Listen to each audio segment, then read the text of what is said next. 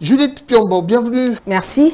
Alors, le dossier du jour nous parle justement de cette thématique qui revient, puisqu'on en a déjà parlé, mais cette fois-ci avec plus de détails sur l'intégration de la formation entrepreneuriale, vivement souhaitée par le professeur Emile Ngoyi Kasongo, qui est aujourd'hui le directeur général de l'IEC, l'Institut supérieur de commerce. Première question, qu'est-ce qui bloque cette intégration entrepreneuriale? Alors, à en croire le doyen des facultés des sciences économiques et de gestion, le professeur Emile Ngoyi, il y a ce qui bloque justement, c'est le manque de motivation de la part du gouvernement aux enseignants qui devraient s'engager à l'éducation entrepreneuriale. Et donc, je vais ouvrir une petite parenthèse. Ici, en République démocratique du Congo, il y a plus ou moins 66% de chômeurs qui sont encore jeunes. Et donc, si ce système était déjà assis dès le bas âge de l'école, l'élève serait capable, au sortir de l'université, d'entreprendre plus facilement, et il y aurait aussi réduction du système informel des entreprises ici en RDC.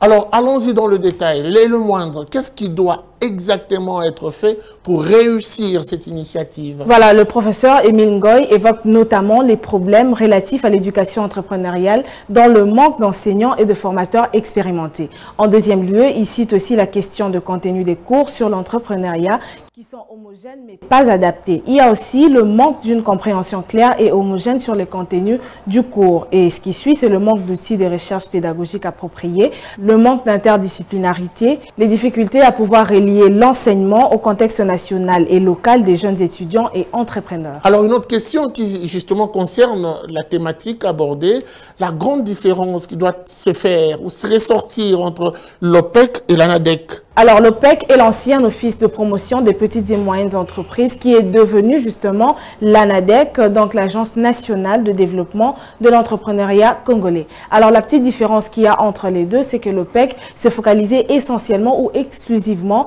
sur l'encadrement de petites et moyennes entreprises, alors que l'ANADEC, elle, dispose d'un champ d'application assez large. Alors, on va finir avec cette question. Quelles sont les principales raisons qui ont motivé l'ANADEC à choisir les étudiants pour cible? Voilà, la cible constituée des étudiants fait partie des choix stratégiques de l'ANADEC qui vise la création de 1,5 million d'entreprises capables d'engendrer 5 millions d'emplois directs et 15 millions d'emplois indirects. Merci beaucoup à vous, Judith Piombo, pour ces précisions. J'ose croire que le professeur Emile Ngoyi Kasongo, qui nous suit en passant, sera très satisfait de la manière dont vous avez abordé cette pensée qui est à lui.